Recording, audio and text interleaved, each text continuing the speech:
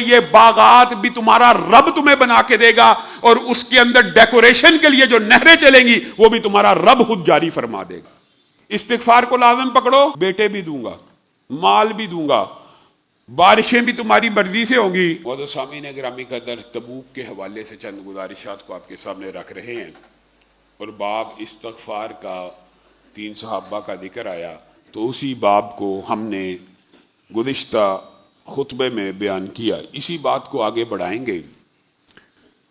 اللہ رب العزت نے استغفار کا جو باب ہے اس کے بارے میں ایک بڑی زبردست آیت کو نازل فرمایا، فَقُلْتُ اسْتَغْفِرُوا رَبَّكُمْ إِنَّهُ كَانَ غَفَّارًا يُرْسِلِ السَّمَاءَ عَلَيْكُمْ مِدْرَارًا وَيُمْدِدْكُمْ بِأَمْوَالٍ وَبَنِينَ وَيَجْعَلْ لَكُمْ جَنَّاتٍ وَيَجْعَلْ لَكُمْ أَنْهَارًا۔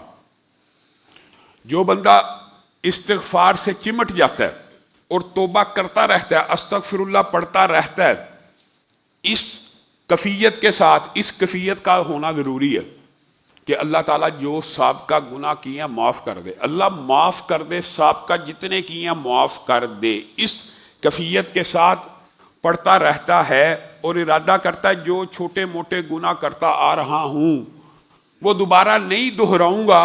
تو قرآن پاک کی یہ آیت اللہ کا، کسی مولوی کا فتویٰ نہیں ہے، اللہ کی طرف سے ہے کہ جو بندہ یہ عمل کرے گا بارشیں بھی اس کی مرضی سے ہوں گی، اس بندے کی مرضی سے بارشیں۔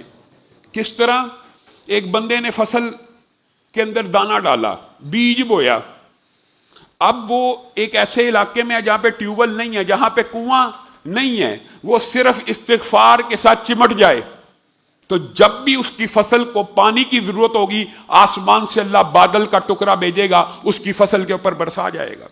فَقُلْتُ اسْتَغْفِرُوا رَبَّكُمْ إِنَّهُ كَانَ غَفَّارًا يُرْسِلِ السَّمَاءَ عَلَيْكُمْ مِدْرَارًا، ایسی بارشیں برسائے گا آپ کی مرضی سے جو نفع مند ہوں گی، نقصان والی نہیں، بعض بارشیں ہلاکت والی ہوتی ہیں۔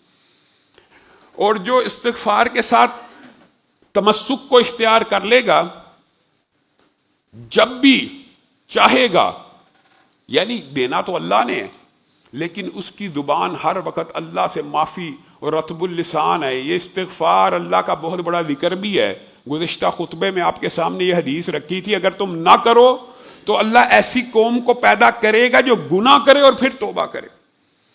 اگر تم گناہ کرو ہی نہ، اگر گناہ کیا نہیں تو استغفار سے ظاہر تعلق کمزور ہو جاتا ہے۔ رسول اللہ صلی اللہ علیہ وسلم بتائیے، کیا ان کے کوئی گناہ تھے؟ وہ تو اگر غلطی کرنے بھی لگیں تو اللہ تعالیٰ کا چیک اینڈ بیلنس کا سسٹم، جبریل آگے، آپ لیما تحرم ما احل اللہ لک، آپ شہد کو کیسے حرام کر رہے ہیں؟ آپ نے حرام کیا تو امت پہ حرام ہو جائے گا۔ گویا رسول اللہ غلطی نہیں کر رہے، اور حدیث کے الفاظ کیا ہیں صحیح، کہ رسول اللہ ایک نشست میں بیٹھے ہوئے ہیں اور کتنی مرتبہ استغفار کر رہے ہیں؟ کتنی مرتبہ؟ 100 مرتبہ، 70 مرتبہ ایک ہی مجلس میں۔ میں اور آپ استغفار کی تسبیح تب پڑھتے ہیں جب ہم کہتے ہیں یار گناہ بہت بڑھ گئے ہیں، اللہ سے تعلق کمزور ہو گیا۔ کیا رسول اللہ صلی اللہ علیہ وسلم کے گناہ تھے؟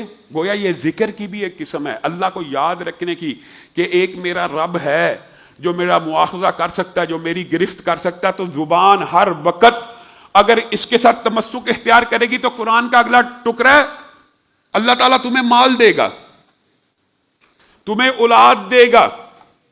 دیکھیں بارشیں تمہاری مرضی سے ہو رہی ہیں، مال دے رہا ہے، اولاد دے رہا ہے، اور اولاد میں بھی اللہ رب العزت نے کس کا ذکر کیا؟ بیٹوں کا، کیونکہ اللہ نے یہ مشین بنائی ہے، انسان کی تخلیق کی ہے، اللہ تعالیٰ کو اس کے احساسات، جذبات اور رجحانات کا علم ہے کہ جو مرد ہوتا ہے وہ جب غور و فکر کرتا ہے اپنی نسل کے بارے میں تو اس کو بیٹوں کی خواہش ہوتی ہے کہ اللہ تعالیٰ میری نسل بیٹوں سے بھی، بیٹیوں کی بھی ہوتی ہے لیکن بیٹوں سے بڑھائے۔ تو اللہ تعالیٰ نے قرآن میں یہاں پہ ذکر اولاد کا ہے لیکن اللہ تعالیٰ نے اشارہ بیٹوں کی طرف کیا۔ استغفار کو لازم پکڑو، بیٹے بھی دوں گا، مال بھی دوں گا، بارشیں بھی تمہاری مرضی سے ہوں گی، اور اسی پر بس نہیں کیا۔ سبحان اللہ، اگر اس ایک آیت کی آپ جا کے تفسیر پڑھیں، پوری پوری کتابیں لکھی ہوئی ہیں۔ اور باغات دوں گا جس کے اندر نہریں بہتی ہوں گی، یہ جو اگر اس آیت کا ترجمہ پڑھے نا تو اس کا مطلب یہ اگر تم استغفار کرو گے تو اللہ تعالیٰ تمہارے لیے ڈیکوریشن کا انتظام تمہاری تفنن تباہ کے لیے بھی خود کر دے گا. ڈیکوریشن یعنی آراستہ پیراستہ مزین کرنا. آپ فارم ہاؤس بناتے ہیں, وہاں پہ آپ کہتے ہیں ہمارا ایک سوئمنگ پول ہونا چاہیے. کوئی جگہ بناتے ہیں, آپ کہتے ہیں وہاں پہ ایک آبشار ہونی چاہیے. اللہ تعالیٰ آپ سے وعدہ کر رہا ہے استغفار کو لازم پکڑ لیجئے, یہ باغات بھی تمہارا رب تمہیں بنا کے دے گا, اور اس کے اندر ڈیکوریشن کے لیے جو نہریں چلیں گی وہ بھی تمہارا رب خود جاری فرما دے گا. یعنی تمہیں اتنے وسائل میسر آ جائیں گے, اسباب میسر آ جائیں گے.